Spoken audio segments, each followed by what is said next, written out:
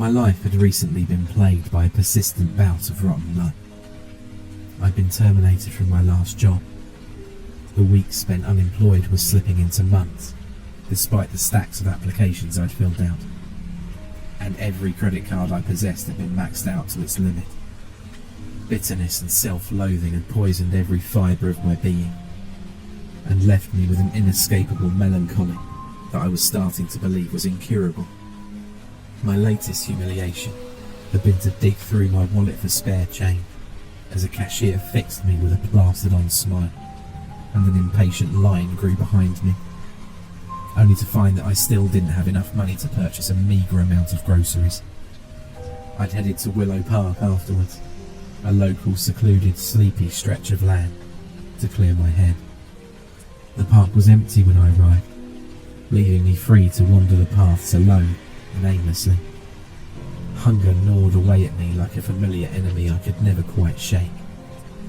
In a final indignity, the previously sunny sky suddenly began to pour with rain. I, of course, was not carrying an umbrella. I was so absorbed in my own misery that I barely felt the gentle tug on my jacket sleeve. Looking back, I wish that I kept walking along the park path without so much as glancing downwards. I wish I'd ignored the soft, silent plea for my attention. I wish I hadn't made the horrible mistake of believing that a hand with a touch so timid and helpless was incapable of holding the power to be terrified. But instead, I foolishly stopped in my tracks, and ever since that fateful decision, I've not had a single moment of peace. I looked down to see two children standing at my side, and immediately felt a jolt of unpleasant surprise. Both stood no higher than my waist, one slightly taller than the other, and both were clad in black raincoats that looked more suited for a sepia-toned photograph than a modern-day child. They each wore matching wide-brimmed hats that drooped atop their small heads and obscured most of their faces, though I could vaguely discern that the taller of the pair was a boy and the shortest was a girl. I was unable to see any features above the pallid flesh of their swollen cheeks.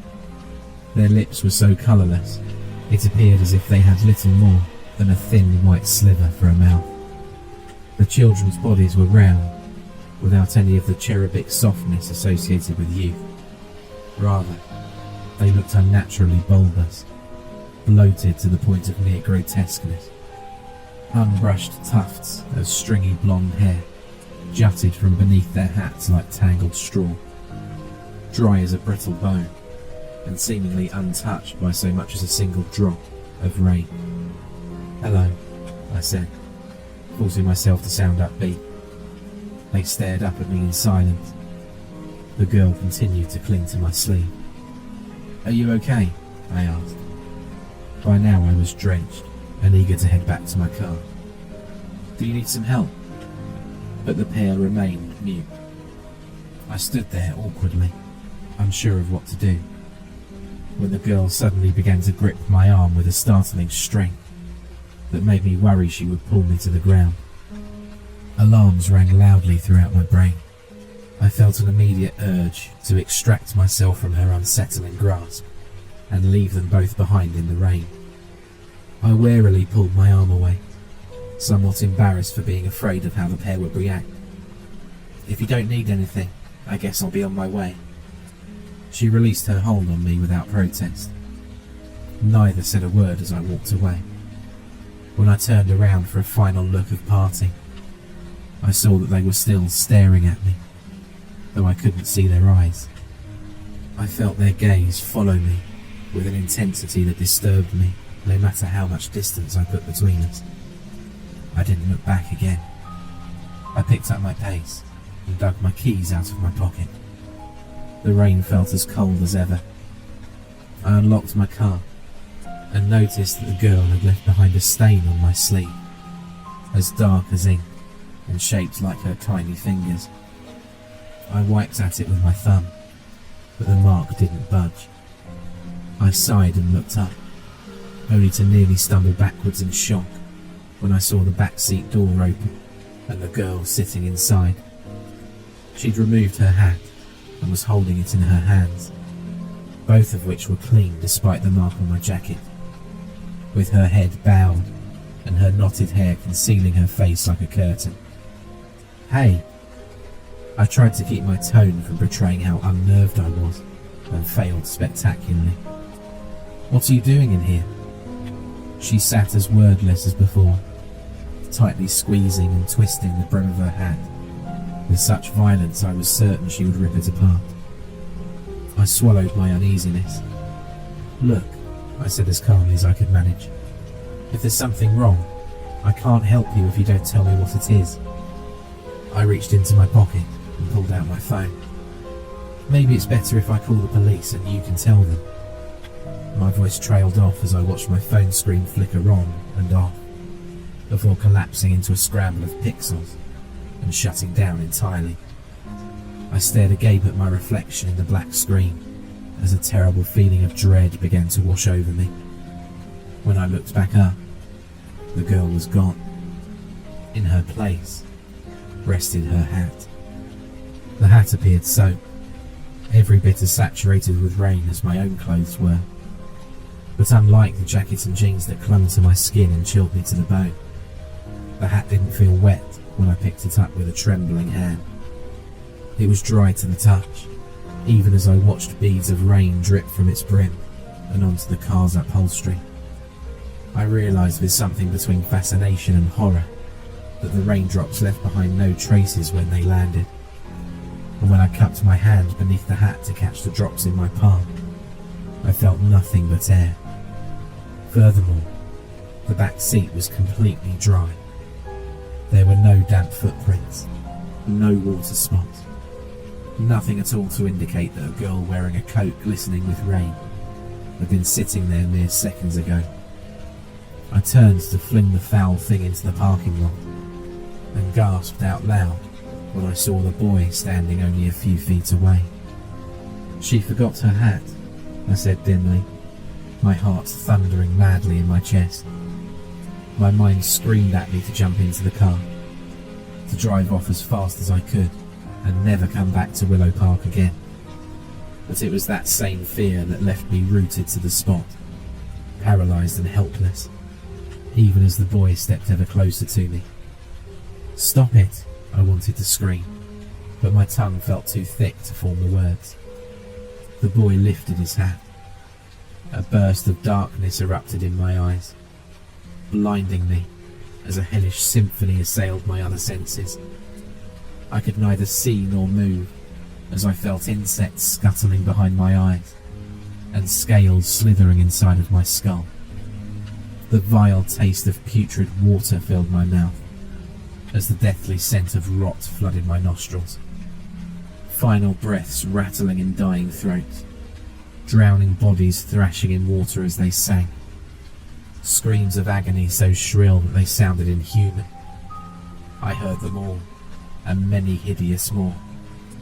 I stood frozen in the terrifying darkness as the rain furiously slashed at my flesh like cold blades, unable to weep or let out a watery cry for help. Suddenly, I felt someone grab hold of my hand and pull me free from the loathsome trance just as abruptly as I'd been consumed by it. My vision returned, and I saw that I was now alone. Even the girl's hat had disappeared. I dove into my car and sped away from Willow Park. The sky grew clearer with every mile. When I got home, I peeled off my wet clothes and climbed into the shower. I sat there beneath the hot spray, immersing myself in the steam and the warmth, and jumped out the instant it turned cold. I dried off and crawled into my bed, burying myself beneath the blankets as my mind raced with the nightmare I'd endured.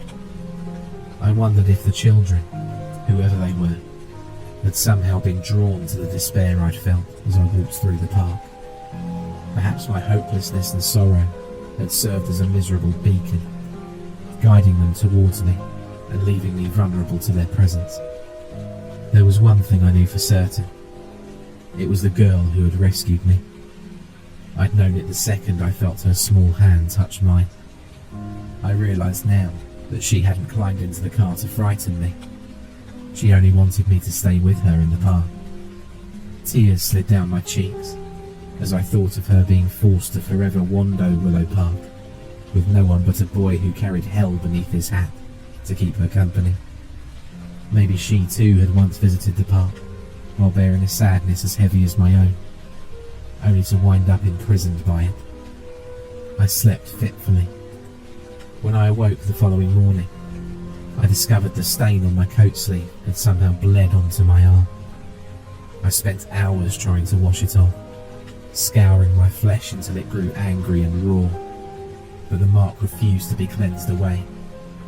I sat on the floor of my bathroom, gazed down into the imprint of the girl's fingers on my reddened skin, and felt the horrid chill of Willow Park's rain creep down my spine. That was last week. The mark still remains on my arm, and at night I toss and turn and vividly dream of the park.